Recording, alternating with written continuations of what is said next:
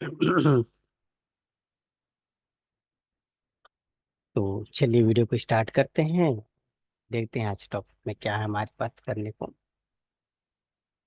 अक्सर आप जब टेली में जॉब करते हैं या फिर जॉब के लिए टेक टेक, तो चलिए वीडियो को स्टार्ट करते हैं।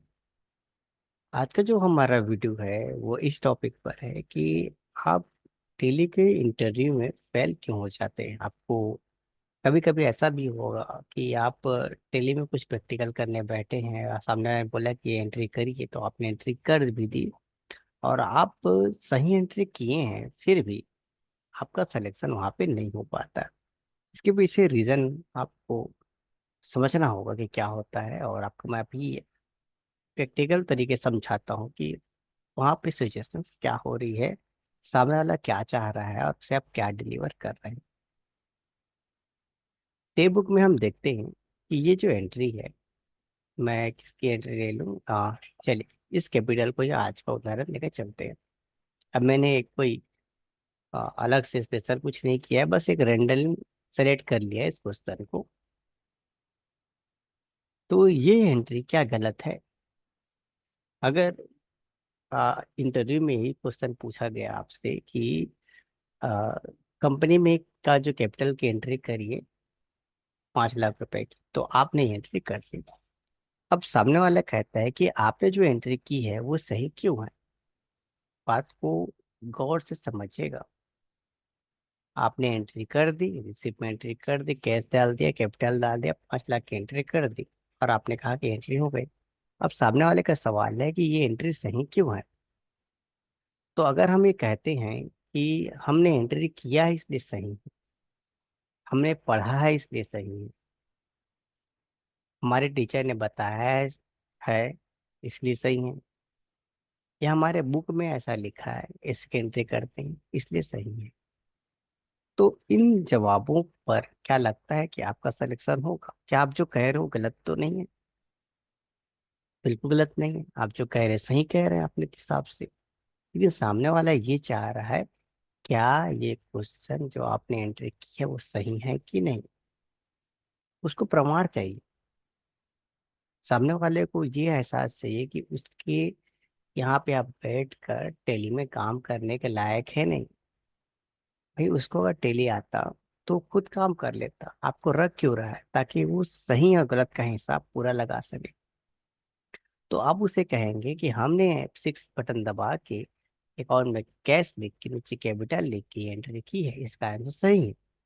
आप गलत कह भी नहीं रहे हैं।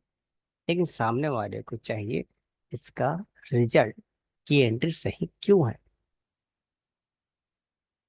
तो आप बारीकी से आप समझ लीजिएगा कि अक्सर कोई जो इंटरव्यू लेने वाला होगा, वो अगर थ्योरिकल सवाल कर टाइम पास कर रहा है तो वो अलग मैटर है, लेकिन रियलिटी में जिसको जॉब में काम लेना है आपसे, वो आप प्रैक्टिकल ही बोलेगा कि ऐसा एंट्री करिए या कुछ करके देखिए।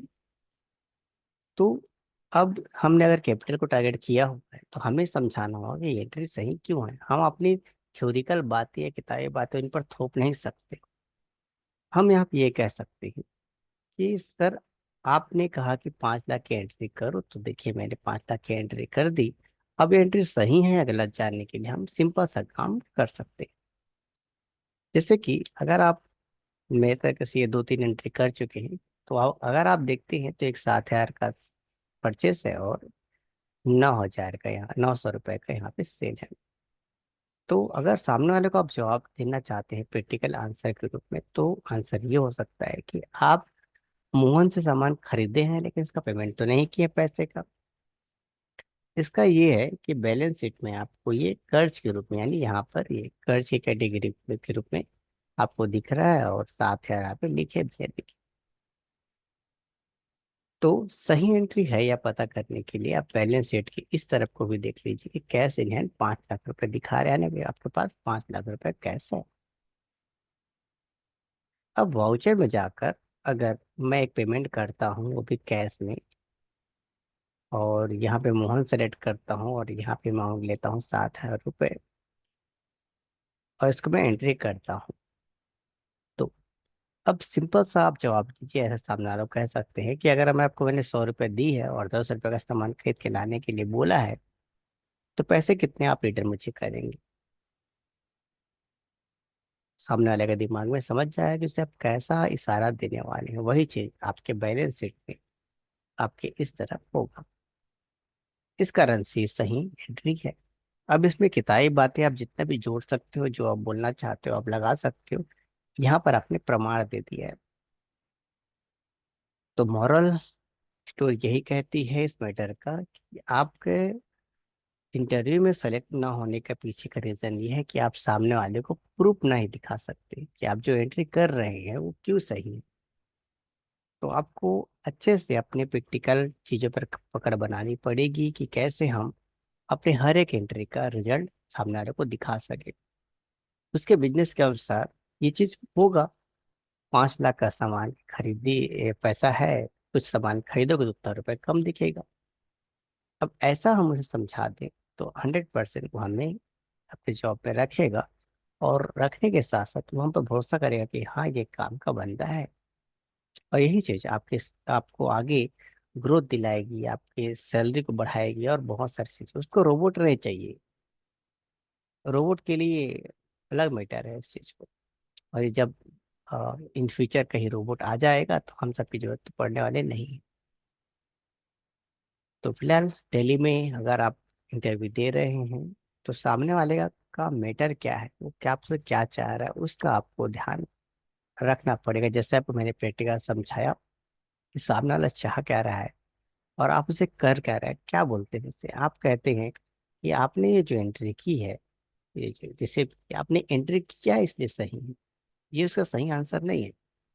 आपने एंट्री किया है, उसके बाद आप सामान खरीदोगे, पैसा कमी का दिखना इस बात की पुष्टि करता है कि आपने सही एंट्री की है। इसी प्रकार आपके हर एक वाउचर से कहीं ना कुछ इफेक्ट तो पड़ता रहता है। तो जो भी आप प्रैक्टिकल आपको सामने वाला करा है, बिल्कुल उसको रिजल्ट दिखा दीजिए कि देखिए इस एंट्री से ऐसा फर्क पड़ता है, उस एंट्री से इससे फर्क पड़ता है। जब आप उस चीज को आप दिखा देते हैं तो आपका काम बन जाता है। तो उम्मीद है हमने आज आपको समझा दिया और बेहतर कुछ बता दिया। आप हमारे चैनल पर विजिट करके और 2-3 वीडियो को, पूरा कम से कम एक वीडियो को आप कोई भी उठा के आप शुरू से लास्ट तक आप देखिए। हमेशा हम रिजल्ट दिखाते हैं, इस एक एंट्री का इफेक्ट कहाँ पड़ रहा है वही कहते हैं। और सामने वाले को उस रिजल्ट से मतलब है। आप एंट्री क्या करते हो उससे नहीं, सामने वाले को रिजल्ट से मतलब है कि 5,000 का सामान 6,000 ने बेचा है तो 1,000 का प्रॉफिट टेली में दिखना चाहिए, बस काम खत्म। तो आज के लिए इतना ही, मिलते हैं किसी अलग वीडियो पर।